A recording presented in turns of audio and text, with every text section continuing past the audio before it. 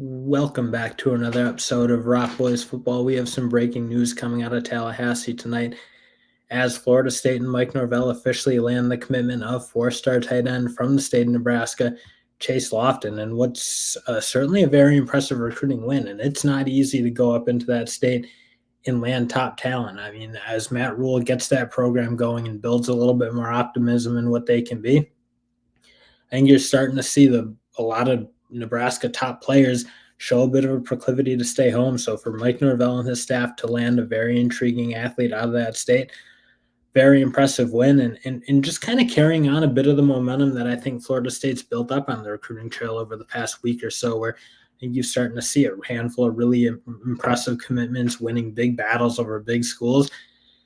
And I think that's starting to be something I think Florida State fans should be really excited about, where I think Mike Norvell is starting to catch his stride a bit in the recruiting world at Florida State, where, again, for the first couple of years he was there, I think there was a bit of a antsiness, if you will, from some of the Florida State fans of, well, when are we going to get back into the top 10, top 5? And I think you're starting to see Mike Norvell crank that recruiting back up and frankly start to match the play on the field, where you've seen over the past couple of years this team's really put it together on the field, had a couple of really impressive years, and I think you're starting to see the recruiting follow along with that, which I would certainly think should be very exciting for a lot of Florida State fans. So before we get too deep into what Chase Loftin brings to this Florida State program, just wanted to shout out all the Florida State fans and thank you guys for all the support. It really does mean the world to us. So if you do enjoy the content, please consider continuing to interact with it like you guys always kind of have. It's the comments, the liking, the subscribing, all that really does mean the world. So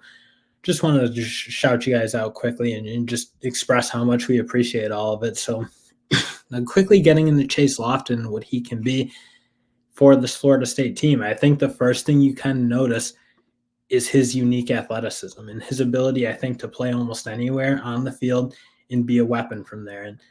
And I think one big thing that separates him from a lot of tight ends is his long speed and his ability to track the football. So you see on this play, I mean, that ability to just run right by cornerbacks, track the football, catch the ball in stride, and be a bit more of a vertical threat than I think a lot of tight ends in not only college football, but in the NFL. I think his ability to be that sort of vertical threat gives him not only a bit of a positional flexibility, if you will, lining up in line, whether it's lining up in the slot, whether it's on the boundary, but also just adds a really interesting dynamic weapon into what Mike Norvell's offense is, which when he's got weapons at his disposal, Florida State can put up a lot of points. I think this year certainly proved that. And so not only does he have that sort of long speed, but I think this is a really interesting part of his game is his ability to run routes. And again, like it's good to have long speed. It's good to be able to make some of those plays down the field.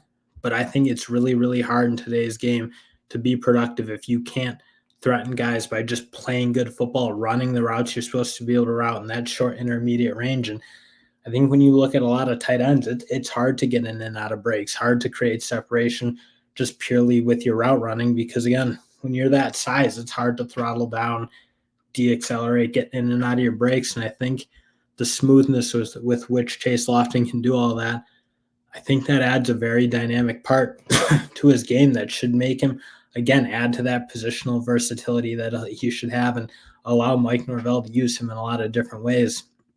And then here, I think you see another part of his game that kind of dovetails into what we've been talking about a little bit with how athletic he is and how different he kind of moves from that tight end spot. I mean, you see him lined up in that boundary wide receiver position.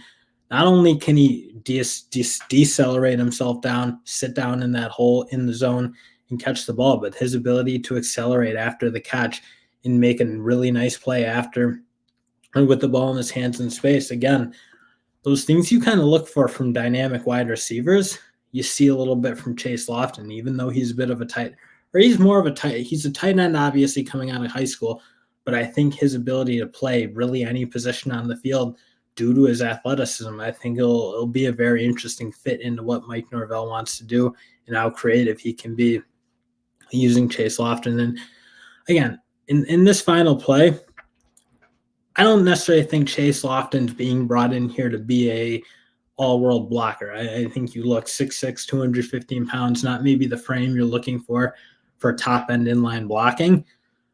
But I think one thing, no doubt he'll put on a fair amount of weight and probably play in that 230 range, I would think, 235-pound range, which is certainly a good size for a tight end.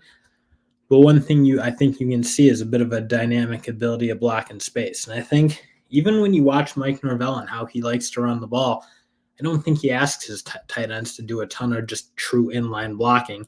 A lot of it needs to be in space, be able to pick up moving targets, linebackers, safeties in blocking space. So I think that kind of fits, again, a little bit more of what Chase Loftin wants to be. And you'll have your inline blockers like your Landon Thomas's, let's say, of the 2024 class. I think he maybe more fits that mold, but I don't think Chase Lofton's a liability in a sense within his blocking, because again, you look at a play like this, I think very, very good blocking in space, picking up moving targets, and getting guys open, or giving guys the space they need to make plays with the ball in their hands. So again, I think Chase Loftin, probably not your just prototypical tight end, I wouldn't say, but certainly a guy I think can block in certain ways, especially in space, that I don't think will make him a liability either, make him just a true wide receiver. I think he'll have that ability to play that tight end role, that wide receiver role.